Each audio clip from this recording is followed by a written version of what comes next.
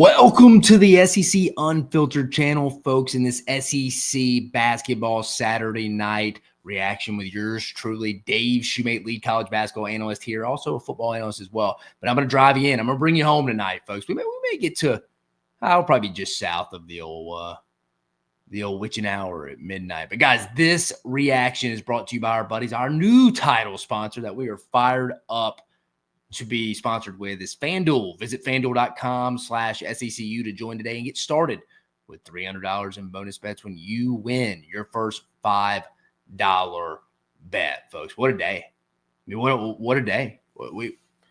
Good games across the board. So big ones, but sloppy at times. Let's get right into it. We have Tennessee, the Vols, baby. The Vols getting Tennessee dropping one tonight. Auburn getting the 53-51 win over Tennessee. Kind of a sloppy game across the board. Janai Broome did play. Rumors that Igor Milicic and Jordan Gainey were out with the flu. They both played. Maybe he's still sick a little bit. Couldn't really tell from that one, but Auburn shooting 31% from the field. 15% from beyond the arc. Again, that's one of their worst night shooting. Again, that was one of Auburn's worst overall games. I'll say that. Tennessee shooting 31% from the field, 18% from beyond the arc. Free throw percentage, 81% for Tennessee. For Auburn, 73%. Auburn out-rebounded Tennessee by 4 total turnovers. Wasn't big. I mean, again, when you play a team like Auburn, when you play a team like Auburn, when you play a team like Tennessee, these tenacious defensive teams, you're going to turn the ball over. I don't – again, you always want to keep it in the single digits. Depending on what kind of pace you play, you don't want to turn the ball. You don't want to get in that 15, 16 range, traditionally in my experience. Fouls are decent. But overall, it's just kind of was a sloppy game across the board. Again, I mean, you see both teams pretty even here. 31%, 18.2, 15% across the board from that one. Again, Janai Broome coming back. We'll give the victors their flowers first, folks. We'll give the victors their flowers first. Janai Broome off the bench, 16 points, 13 boards. I mean, they miss him on off. They don't win that game tonight without him. They don't. Again, Bruce said it. He wasn't worried about him defensively without Janai because Auburn's a tenacious team on that side of the basketball. It's suffocating. They give you no room to breathe. It's the offensive end because of his ability to get better over the 3 years he's played at Auburn when he came over from Morehead State. His ability to be patient, pass the basketball. Janai's done a phenomenal job. They needed every point of him tonight, obviously. Lee at least needed 14 from him. Maybe tie it going to overtime. But only one starter in double figures. That's Chaney Johnson, who I always say is the most underrated player in the SEC. I should say most improved player in the entire conference. But across the board, folks, I mean, it wasn't the prettiest game. I mean, moving to Tennessee, I say it all the time. For our Tennessee listeners, I appreciate you joining us. But Tennessee has an offensive ceiling, folks, and that's what scares me for them long-term. That's what scares me for them long-term is that offensive ceiling of this team. It's terrifying to me from an NCAA. Again, they're going to be a top 2 seed in the tournament. This is obviously not a bad loss. I mean, at all. It's just from a league standpoint, I think this took you out. I think this took you out of the league race. I think it did. I mean, it's your third loss. You only play Auburn once. I posted a video about it. You're essentially 4 games back, and I think that's kind of where Auburn. That's the max they will probably lose. I don't think they're going to lose a home game. So I mean, you got to hope they probably lose 4 more road games. They've already picked. They don't have many left. I mean, they do, but they have to lose almost of all of them. At least 4 out of 5, just depending. I mean, again, that was a big loss, but I think Tennessee knew. I mean, I think that's why when you lose again at Florida isn't bad. When you go drop games at Vanderbilt, and again Vanderbilt, we're going to talk about it. They picked up a big one against Big Blue today. But those are the games you're going to look back on again, just like Alabama. If they end up losing the SEC regular season, they're going to look back at that Ole Miss game at home. So I mean, across the board for Tennessee, 14 points from Zakai Ziegler, 10 points from Chaz Lanier. See a bunch of people kind of getting mad about maybe Rick Barnes' timeout. Again, I don't know. I mean, what did our guy Igor Milicic? I always say he's the ceiling guy, just like I always say Riley Kugel is the ceiling guy offensively for Mississippi State. But Igor Milicic, 14 points, 0 for 3 from beyond the arc, 2 of 2 free throw. I mean, again, wasn't a great game from him either. I know, kind of a sloppy game across the board. Turnovers wouldn't say that, but it just wasn't a high shooting percentage. Both teams just above 30% from the field, and both teams under 20%, 18 and 15% respectively. If you're Auburn, sum it up, you take it. You take it for what it is. Janai Broom's first game back off the bench. You get settled in. You needed him. Bruce showed it. I mean, Bruce was right. They needed every point from him offensively. They just did. I mean, it is what it is. And then Tennessee, just got to keep playing. I mean, obviously, you're going to – mathematically, you're not out of the league race, but I think you're out of the league race. I hate saying that. There's plenty. We still are not even the halfway point yet. But I do think you're 4 games back now to this Auburn team. I just don't think they're going to lose a home game or 3 more road games, if I'm being honest. I think you're about out of it now. I think tonight was a must-win. You had it. You had the play drawn up for Big Z right there. And I'm talking about Arkansas's Big Z. I'm talking about the 5'9" Big Z down in Knoxville, kind of the guy that keeps everything going for them. Had a shot in the corner again. Some people didn't like it, but the shot was there. It rimmed in and out. I mean, it is what it is. Is what it is. Just a tough loss on the road. You could have had it. It was playing. Tennessee was mucking it up. They were dragging them into the quicksand, and Auburn just comes out of the quicksand as the survivor. It is what it is. They beat Tennessee at their own game. Very sloppy game. But Auburn, folks, the Tigers sitting there undefeated in league play. Han Solo, they're in the driver's seat right now to go win the SEC regular season with Alabama right on their heels. What is next for both these teams? For Auburn will head. Remember, they had a bye week this past week, midweek. They'll head to Baton Rouge, play at LSU. These are their next 3. At LSU, at Ole Miss, and Oklahoma at home. For Tennessee, and again, Auburn's hoping to go 3-0 in all those. For Tennessee, Kentucky at home on Tuesday. We could have a big announcement from the SEC Unfiltered channel from that perspective. Florida at home. And then Missouri, got 3 straight home games. I saw Auburn had 3 straight home games. I was looking at the schedule today. It's amazing. I mean, it's kind of a schedule break to an extent. 3 straight home games, but those are 3 top 25 teams right there. So, I mean, Tennessee would like to go 2-1 again. That's why tonight was big, because I do think they're going to collect a loss probably. Maybe not. Maybe not at the Tommy Bowl, but again, I think tonight's loss took Tennessee out of the SEC title race. I think they're out. It's an Alabama-Auburn race right now, folks, and Auburn's in the driver's seat. But moving on across the board here, guys, we have – let's go – where are we going to go next? Let's go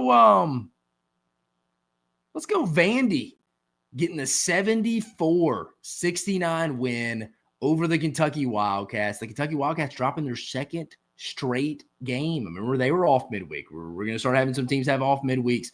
Now, their last game, they lost to Alabama. Both teams came into this game off losses to Alabama. But Vanderbilt came out strong at 41-27 at 14 at half.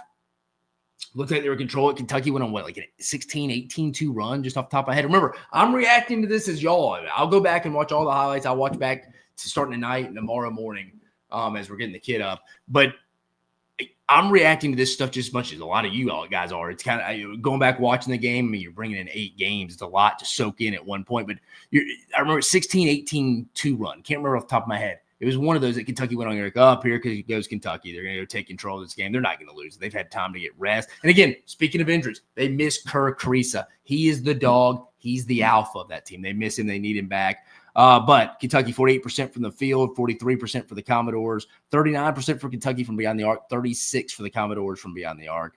Rebounds, 43-30 advantage for Kentucky. We knew that. I mean, Vanderbilt's not a great rebounding team. Turnovers, that was the game for Kentucky. Take a wild guess, folks. I always said, stay in that 15-16 range. You go on the road and you turn it over 7 times, you're asking to get introduced to Memorial Magic, and not even just Memorial Magic. Any road game Magic, you will lose when you go turn the basketball over 17 times on the road. 9 times out of 10, you'll do that. Guaranteed. Only 5 for Vanderbilt. I mean, that's the difference. Points off turnovers, 14-7 for Kentucky. 14 points for Vanderbilt. Again, Kentucky got up 7 at one point in the second half, and you felt like, here they go. Here they go. They're going to go win this game. But, I mean, the bench for Kentucky, I thought the bench was solid, 17 points combined. Jalen Carey, Tyler Tanner off the bench for Vandy.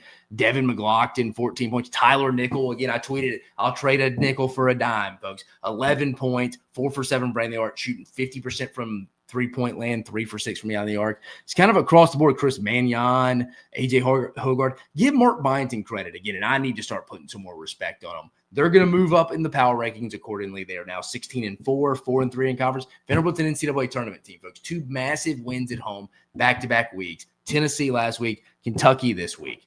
Going to Kentucky, Mia Otego away had a good game.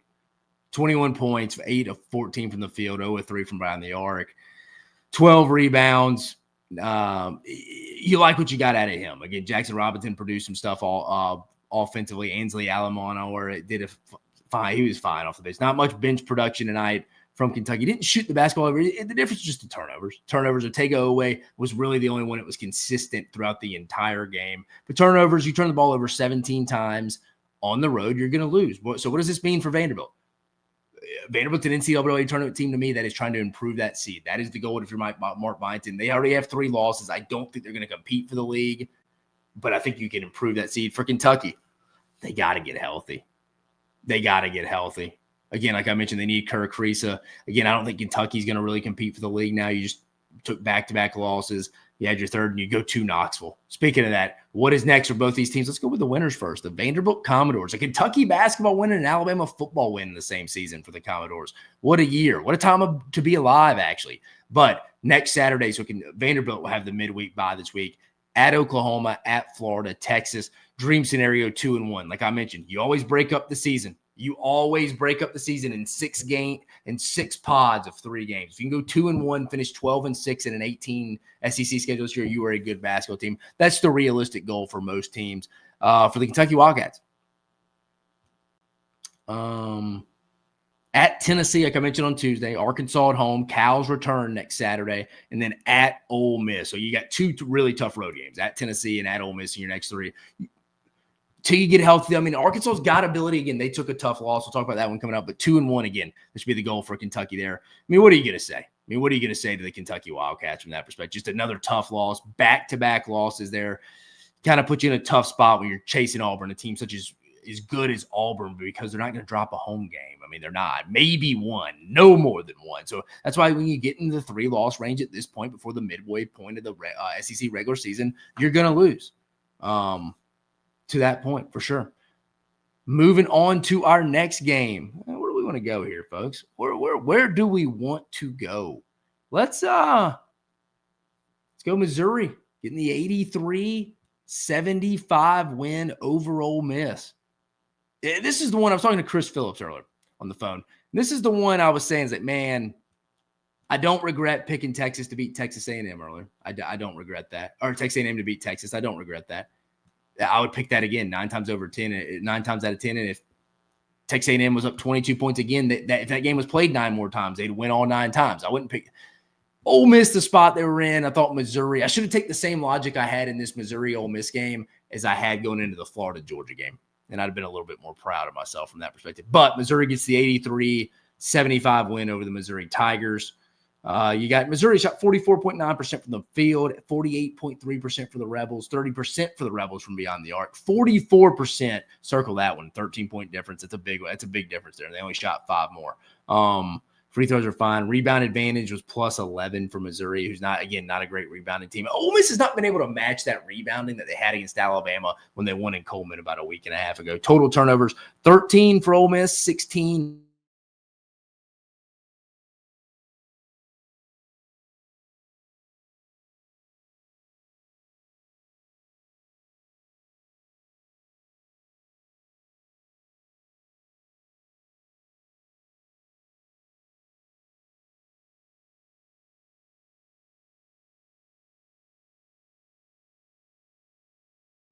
That's the danger of playing at Missouri this year, folks. Sorry, what show that I cut out for a minute, so y'all tell me where I left off. But I was saying, Missouri, I mean, that's why they're going to be a tough out at home most nights, folks, because what they do really plays well at home. Like you force turnovers. You shoot a lot of free throws, to my point there. Again, sorry if I just cut off and I'm going to repeat myself. 16 turnovers, and it was 21.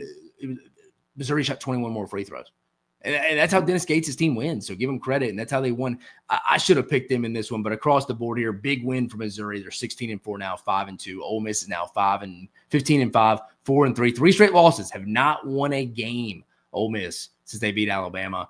26 points. Tamar Bates was big time. big time. And then Caleb Grill again, 25 points, 60% from beyond the arc, 6 for 10, also 7 for 13 from the field. Caleb Grill, again, a set shooter, guys. He gets it in that pocket. He gets it right there in that pocket, and he's going to shoot. He already has his mind made up before the ball's even passed him. He is going to shoot the basketball. He's a spot shooter, dude. I mean, that's what he does. And it kills me sometimes. And it's amazing because Chris Beard, Mark Adams are phenomenal defensive basketball coaches. They feel like you don't have to close out, dude, because he's not a dribble drive guy. He's not going to create his own shot. He's going to set shoot, dude. It's what it is. And I feel like teams give him too much room at times. It's like, dude, he's willing to shoot. So that's an interesting one from that perspective. For Ole Miss, Malik Diaz, 17 points. Shimon Brakefield, 14. Sean Padula, 15. Wasn't a bad game for Ole Miss offensively. Just, again, 21-point differential on the road, and you turn the basketball over 13 times, double digits. It's just a recipe for success, not a recipe to not have success, and then you got out-rebounded. So, I mean, it was a recipe for success for Ole Miss to go drop a road game. Let's call it that. You shot 21 less free throws. You didn't turn it over as much, but still double digits. You got out-rebounded. You lose 2 out of 3 of those, you're out. You're out. But Missouri gets the 83-75 win over the Ole Miss Rebels. What is next for Missouri coming up? The next 3 games at Mississippi State. They'll have a midweek bye. Chalk that one up too. At Mississippi State next Saturday. At Tennessee next Wednesday. Not this upcoming Wednesday, the 5th. And then Texas A&M on February 8th. So 3 straight tough games. Again, you would love to be 2-1. You're going to hear me say 2-1 a lot because that's usually true outside of probably Auburn, Alabama, potentially you're wanting to go when you're competing for a league, SEC regular season title. Every game matters, just like it does for everybody else. But really when you're competing for that league. But what's next for Ole Miss? Trying to end that losing streak. Texas at home Wednesday night, Auburn at home, Kentucky at home. So they get 3 straight home games. Another one. Got to go 2-1. I mean, I think 1 and 2, you're still a tournament team. But if you want to continue to improve that NCAA tournament seed potentially, you got to go 2-1 against Texas, Auburn, and Kentucky at home. You get 3 straight home games, you got to go win 2 out of 3. You got to. Ole Miss is a good enough basketball team to do it.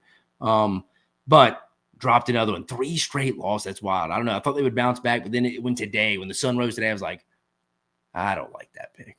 I don't like that pick. And it showed. And it certainly showed. From that perspective, let's go to Austin. Let's go to the wild one. Let's go to a wild one in Austin, folks. Let's go to a wild one. Oh, let me pull it up. I mean, what is there to say? I mean, A&M blows the 22-point lead. I mean, blows a 22-point lead after beating Texas by 20 the first night to open up conference play, but Texas gets the 70-69 win. The runner by Tremont Mark late does it in. Again, A&M, you're fired up about – you're not fired up. You're satisfied with your week. You had 2 road games, and you stole one from Ole Miss, and you dropped this one. If you'd have won both these, you'd be ecstatic. This one kind of feels like a war what do you call that? You used to call that candy, or it used to be, at least for me, too sour. Warheads. Y'all remember Warheads? Oh, man. Somebody was telling me Sour Patch Kids was too sour. Like, have you ever had a Warhead? That's what it feels like this week. Warhead. It feels like a Warhead if you're A&M. You're like, feels good. You kind of taste that sweet a little bit of stealing that road win. Manny Obaseki shooting that 3 late, putting the dagger in Ole Miss.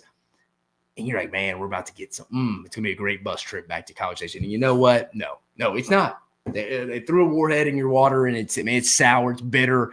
That's a tough loss. 70-69 win for Texas.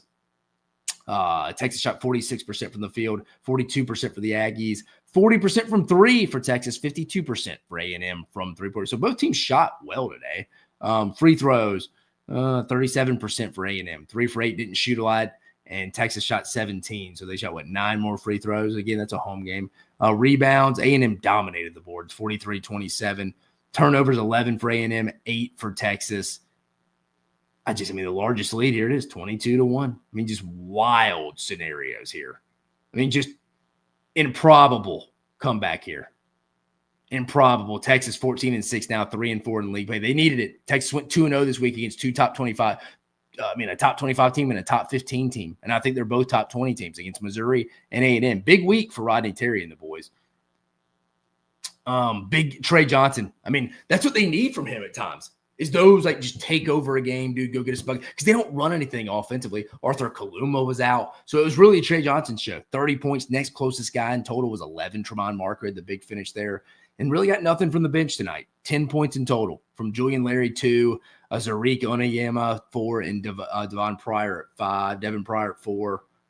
Yeah, I mean, more of an A&M collapse, folks. Just a weird game. 15 from Wade Taylor, 13 from Manio Basicki off the bench. That's a tough pill to swallow, folks. If I'm A&M, if I'm Buzz Williams, that's a tough one because you had that one. I mean, you're up 22 in the second half. I mean, someone had some GIF meme out there of Buzz Williams at half, like, or the second half just cheesing. Like, it's a meltdown. A solid week still. I mean, 1-1 when you look at it from a 35,000-foot view, you'll take that week, 1-1 in this league on the road, back-to-back road games. That one's tough. That one's tough. That he was complaining after the Ole Miss game about the road trip and how Texas played on Tuesday and they had an extra day off. They played, and Texas A&M played the latest game on the road on Wednesday. Had to flip that switch. I'm sure that is tough. No, not disagreeing.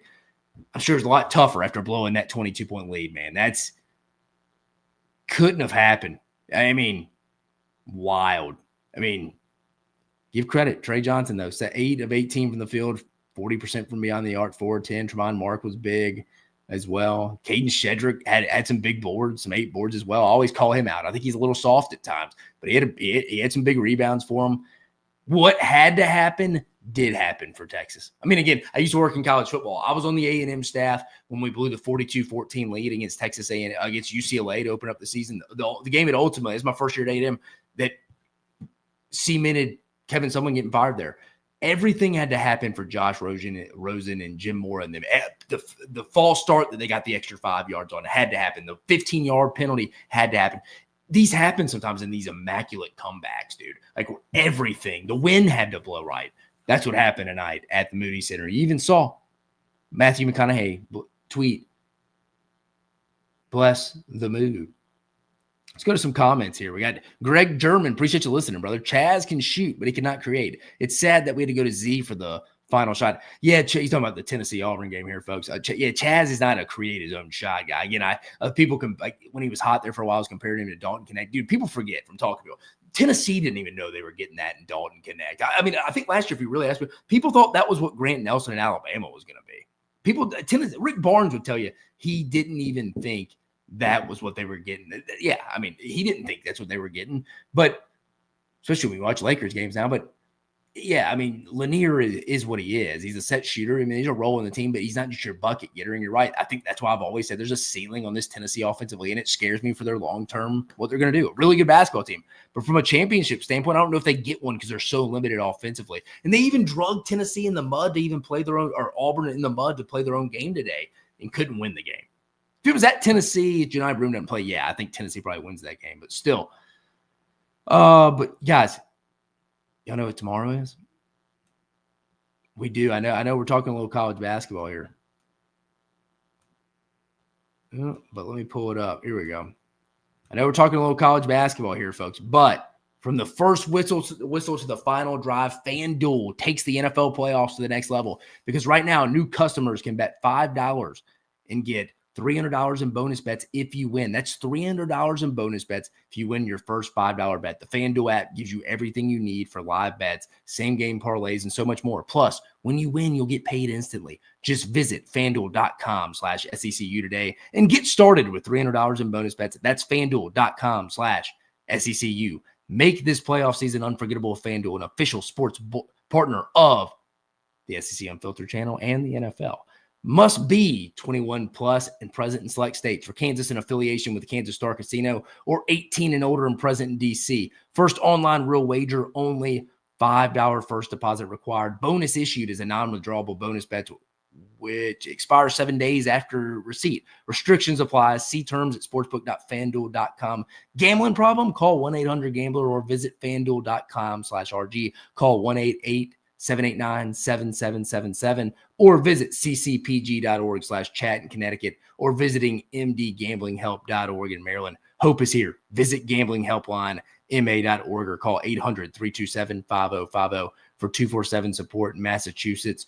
or 1-877-8-HOPE/NY or text HOPE-NY in New York. Guys, again, our buddies over at FanDuel are our title sponsors. Now, going back to the comments, Greg German, I understand Tennessee had a miracle against Illinois, but UT is not a team that finishes games. Auburn consistently closes. Obvious difference. Hack, squat, Jim Duggan, baby. The parody of Hacksaw Jim Duggan. Vandy is the best team in the nation right now. Hey, I'm not going to rain on the Commodores parade today. Maybe today they were Hacksaw, Hack, squat. Maybe they were today. Moving on. Game have we not covered here. Let's go to get another good one. We talked that one already. Let's go Oklahoma getting the 65-62 win over Arkansas.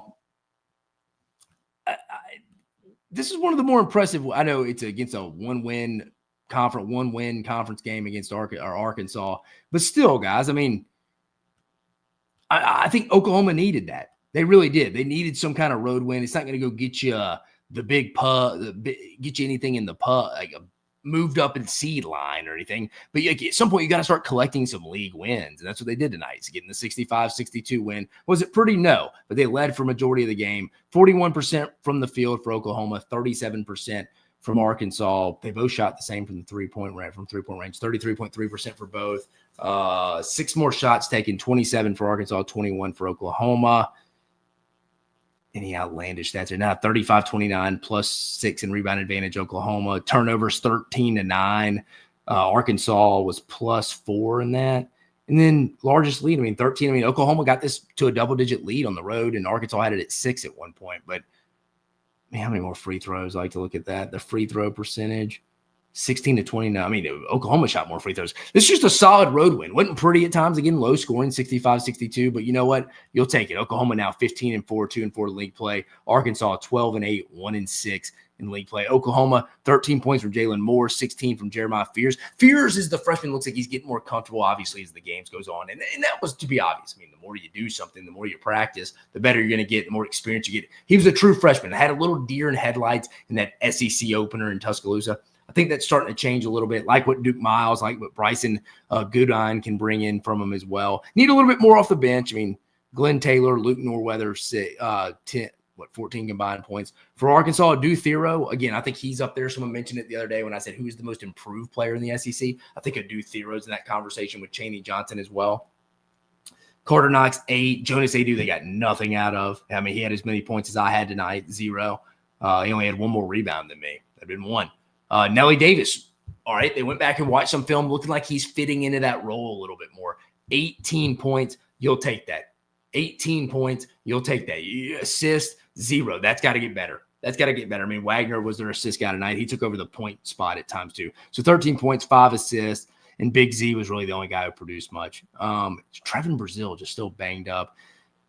But, what's coming up next for the Sooners? As they got the much-needed win. At A&M on Tuesday, Vanderbilt at home on Saturday, and at Auburn.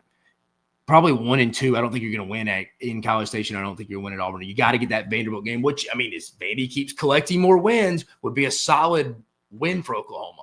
Would be even at home, it'd be a solid win, but it's not a gimme. I think Vanderbilt probably wins that game right now with how disciplined of a basketball team Mark Byington has. For Arkansas, again, just lose another game, 12-8. You've only won 1 conference game right now. You're sitting at 1-6.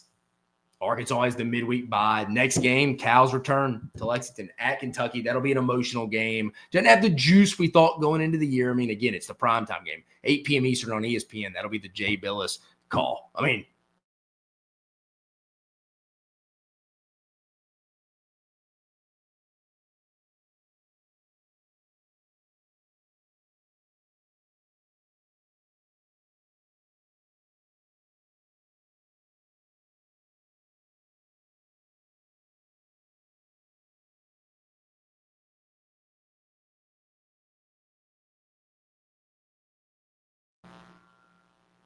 Sorry. No, the mic's been messing up today, Josh. I appreciate you telling me that. But no, tell me if I've already, I'll circle back on what I just said there. I was saying, I think you can say 3 teams are out of the NCAA tournament picture from the SEC. Tell me if I'm wrong in the comments, folks. I think South Carolina, LSU, and Arkansas. When I was looking at the Arkansas schedule, you're just starting to mount losses. I don't see a lot. I don't see you really coming out of the hole here. I don't really see you coming out of the hole here, folks. So it kind of is what it is from that perspective. Those would be the three teams. I feel like everybody else is still kind of in that hunt from that perspective. Let's go move on to our next game. Well, you know what? Let's go to the comments real fast. Hack Squat, Jim Duggan, he's back. Does South Carolina stink or do they have bad luck? I can't tell. I think it's a combination of both. Hack Squat. I mean, South Carolina, again, could have easily beat Auburn if Nick Pringle doesn't miss 2 free throws late. Could have won at Vanderbilt. They were in a ball game with 2 minutes left. Could have won that. I think Vanderbilt's better than South Carolina, obviously. Could have beat Florida the other night. Will Richard took over. They just keep losing. I mean, Alabama's the only team that went there and kind of handled them in Columbia. I still think for most nights, going to Colonial Life Arena, Columbia, South Carolina is not a roll the balls out game. Lamont Paris isn't going to let that program get like that. I do like what Lamont Paris is doing. To your point, Hack Squat, they just can't finish games. I think they're a bad team, but they're not a terrible team. And like I said, you can't just roll the balls out on a Tuesday, Wednesday, or Saturday and expect to get a win, especially if you're playing them on the road. So, no, to answer your question, I think it's a combo of both. Josh, appreciate you. Joshy Manning, that sounds correct. So then 11 spots for 13 teams. Yeah, I think it's going to be – I think we got about 9 teams we could count in right now. And you got some of those teams that it could get a little dangerous potentially. Maybe Ole Miss, maybe Vandy at some point. But I mean, no, I think if you count Vandy, it's 10. I really think right now you're talking where do we see Oklahoma, Texas, and Georgia finishing? I think everybody else is in right now. So I think we got 10 teams in right now, 3 teams out, South Carolina, LSU, Arkansas. And I think we have 3 teams that are just kind of sitting there like, are we going to go trajectory up or down? And I think that's Texas, Oklahoma, and Vandy. And it's been a hell of a week and a half or a week for Vanderbilt. 2 big home wins, and your lost Alabama's not going to hurt you. Texas went 2-0 at home this week against 2 top 25 teams against Missouri and A&M. Had a hell of a week. Oklahoma, solid week. But all those teams did what they had to do this week. So, I mean, it'll be interesting. So then Vandy, OU, Texas, Georgia fight for those 3 spots maybe. Yeah. And to my point, Georgia hadn't been great for them recently either. We'll talk about that Florida game. We'll go to that one next real quick.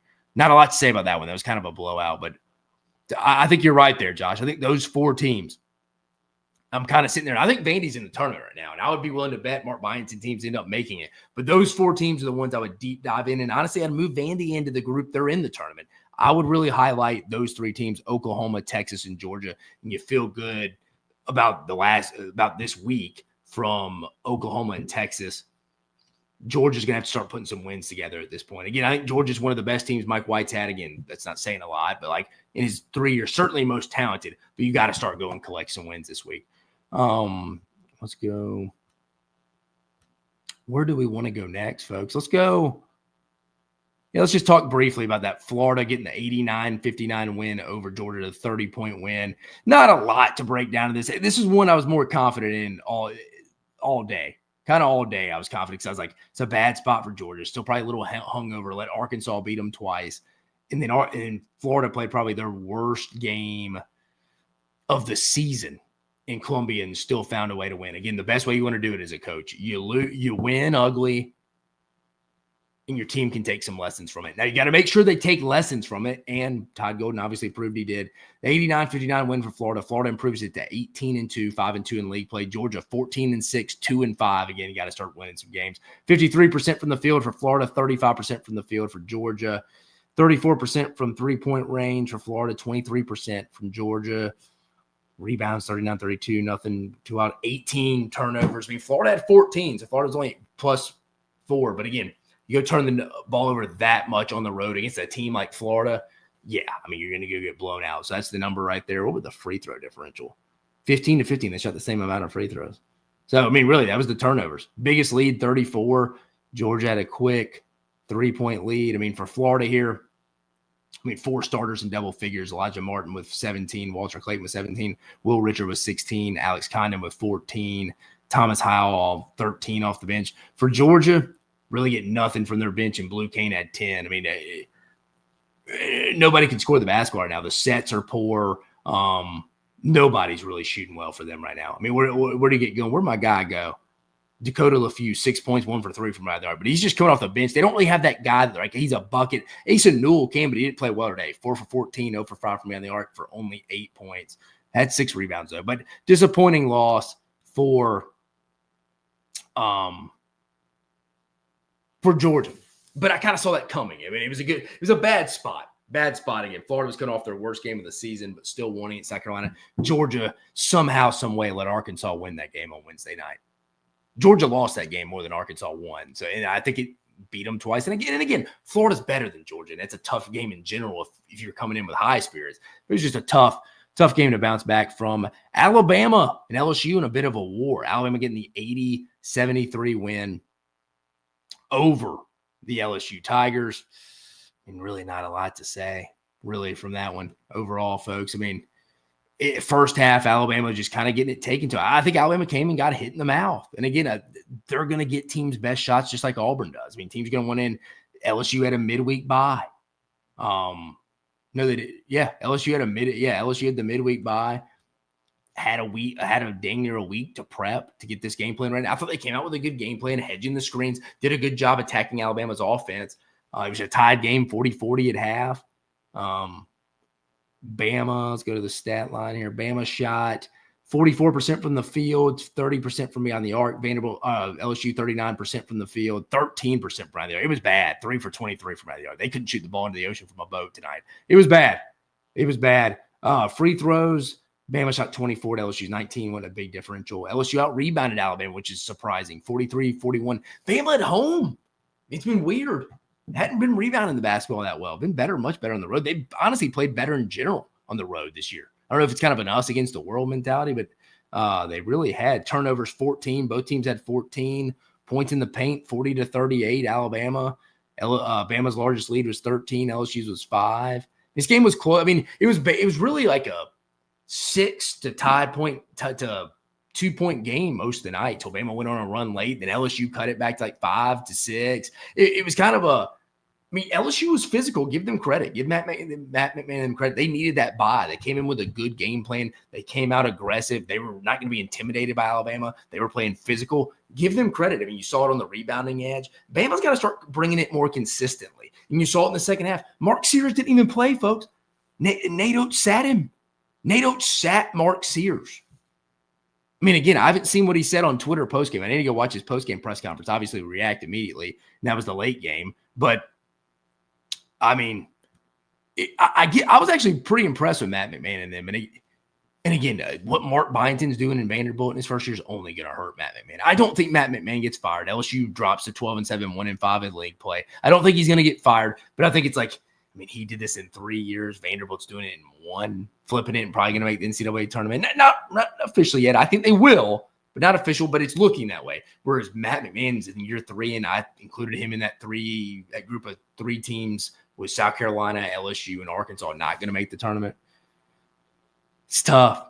I understand why LSU fans would be frustrated. But who led Alabama tonight? You had Aiden Holloway off the bench with 19, 5 for 14 from the field, 3 of 8 from 3-point range. I mean, he's been the X factor in conference play for him. I mean, he's been phenomenal, just taking that next step, even defensively, and he's been shooting extremely well. So give Aiden Holloway credit. Mo Diabate, 14 points, 6 boards, doing Mo Diabate things. Chris Youngblood looked well in the first half, 13 points, 5 of 10 from the field, 1 of 5 from beyond the arc. Grant Nelson with 12 and 3 boards.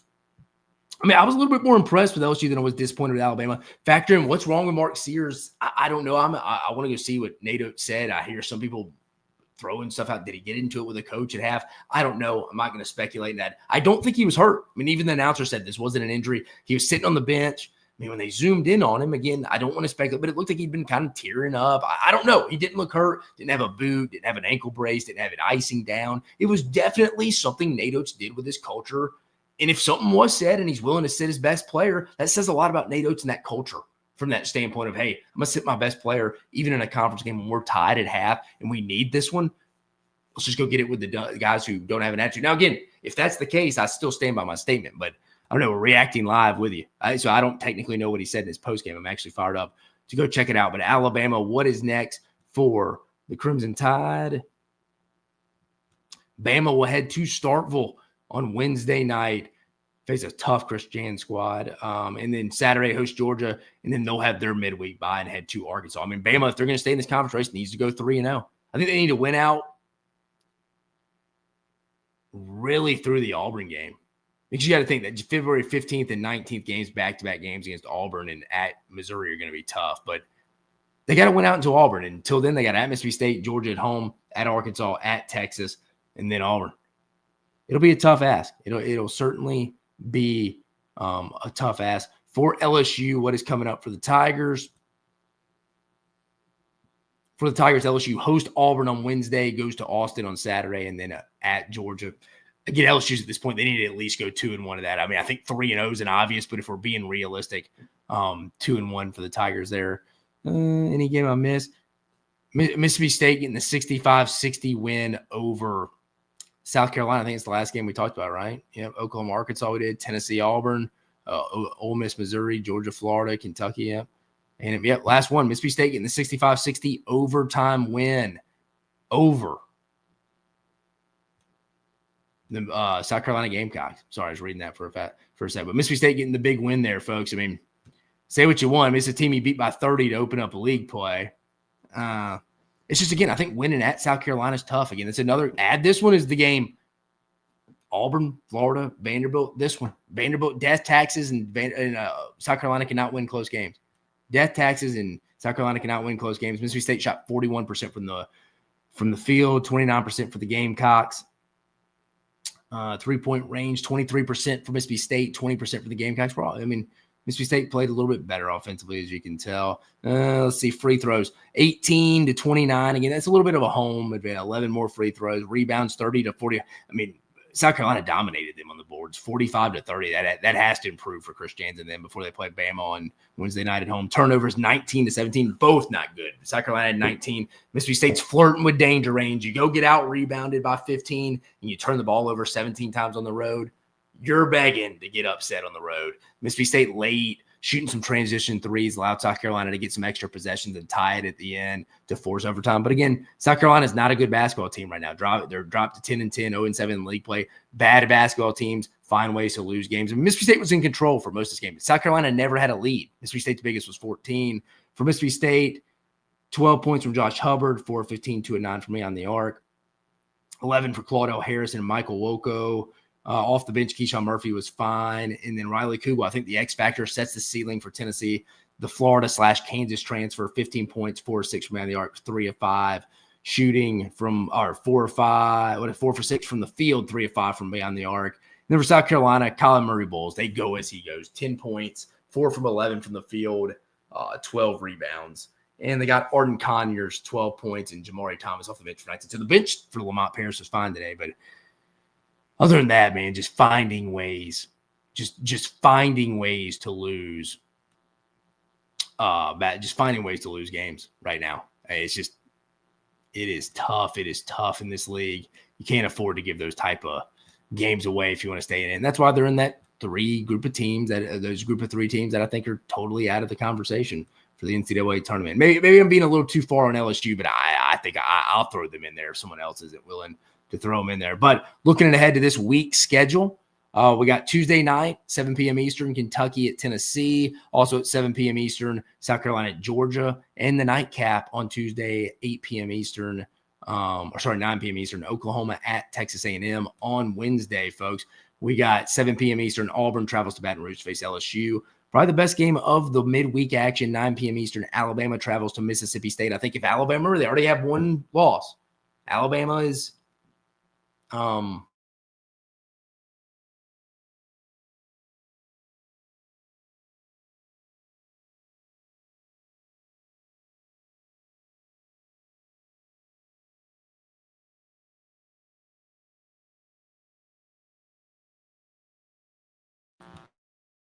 looking at the standings, folks.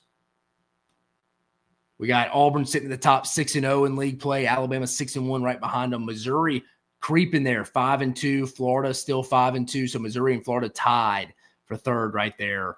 at 5-2. Then we got what? 5 teams tied at 4-3. That'd be Mississippi State at 4-3, Vanderbilt 4-3, Tennessee 4-3, Texas A&M 4-3, Ole Miss 4-3, Kentucky by themselves at 3-3, Texas by themselves at 3-4, Oklahoma 2-4 sitting there by themselves, Georgia 2-5 by themselves, LSU 1-5 by themselves, Arkansas Razorbacks 1-6 by themselves, and South Carolina sitting 0-7 by themselves. So again, with these midweek buys coming in, some teams haven't played the amount of games as some others. Obviously, with teams like Kentucky and Auburn, and them getting their midweeks this week. So across the board, guys, phenomenal Saturday. What did we learn today? Someone just asked me that question on the phone before I got in here. What did we learn today? Auburn can struggle offensively. How they get Janai Broome worked back in the system, I think they will. It's just Bruce Pearl is right. I think a lot of people are like, man, they're going to miss Janai on the defensive side of the ball. No, they miss him offensively because how he's developed through the 3 years in this program and his ability to be patient and the ability to pass makes that entire offense better. They're always going to be able to defend because they get up in your grill and they defend and they suffocate you defensively is what Bruce Pearl and them do. So yeah, I think you learned that offensively. They're still working out some of those kinks. I think they would have lost any road game today. They played bad offensively. I think for Tennessee's out of the SEC regular season race. Again, not mathematically. They're 4 games back of Auburn. When you factor in Auburn has 0 conference losses. Tennessee now has 3. They only play once. Tennessee can't go add another loss to Tennessee at Thompson-Bowen. You're essentially at another game back. So you're essentially 4 games back if you had the tiebreaker. So I think Tennessee's out. Alabama's got to start bringing more energy at home right out of the chute. I don't know why. They do it on the road, and it's kind of like it's in us against the world mentality. I took Alabama minus 16 tonight. I'll be at 16.5 tonight. I'll be honest with you. I thought Alabama would come have one of their typical Nate Oates games at home where they shoot really well and kind of blow somebody out, and it was kind of the opposite. Matt McMahon and them with that midweek bye had a really good game plan, played physical, was not intimidated, did not bounce back. Mark Sears got frustrated, didn't play in the second half. It's not officially confirmed, but that's what it sounds like. I'm interested to see what Nate Oates said. Rodney Terry, big week for Texas. Texas got off the mat this week. Big win against Missouri at home midweek, and then the big one, the 22-point win against Texas A&M today as well. Kentucky got to get healthier, and they need Kirk Creesa. He is the dog of that lineup. They need him back as soon as possible. Don't rush him, but you can tell they're a little banged up, a little some injuries lingering right there. They need Kirk Creesa. Trying to think, Georgia, you got to start winning some games, fellas.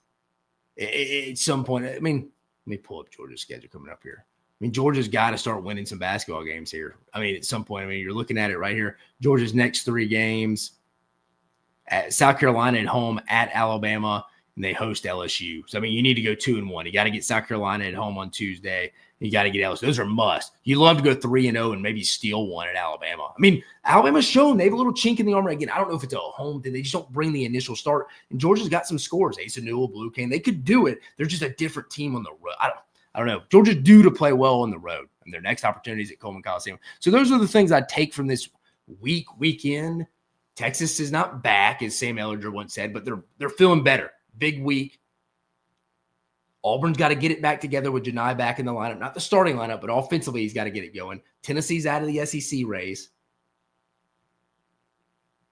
Now Alabama's got to start coming out a little hotter. And again, like I said, I think Alabama's got to win out through the Auburn game on February 15th. So well, we learn something new every Tuesday, Wednesday, Saturday, guys. But, man, what a week. What a day. It has been a blast bringing it to you guys. And who also helped bring this Saturday night basketball reaction to you guys? Our buddies over at FanDuel, guys. Again, do not forget, they're our title sponsor. Visit FanDuel.com/SECU to join today and get started with $300 in bonus bets when you win your first $5 bet. Folks, I appreciate you letting me have you for about 48 minutes, just about an hour. So, I mean, for all the men out there, hey, tell your wives thank you from that perspective. Hey, for all the ladies listening out there, tell your husbands thank you for letting you tune in. Guys, we had a lot to cover tonight, so appreciate their patience. Me getting about an hour from him, 45 minutes, 48 minutes. But, guys, for your host, Dave Shumate, I love bringing this reaction to you guys. Again, we are the SEC Unfiltered channel. Go like, subscribe, hit that notification bell. We're the best SEC content around for football, men's basketball, and baseball just around the corner in about 2.5 weeks or 3 weeks from this past Friday. Baseball will be here, guys. So we're bringing it all for you here. But go like, subscribe, hit that notification bell. The road to 20,000 subscribers, guys. But for Dave Shumate, for me, Dave Shumate, your host, I hope you have a phenomenal rest of your weekend.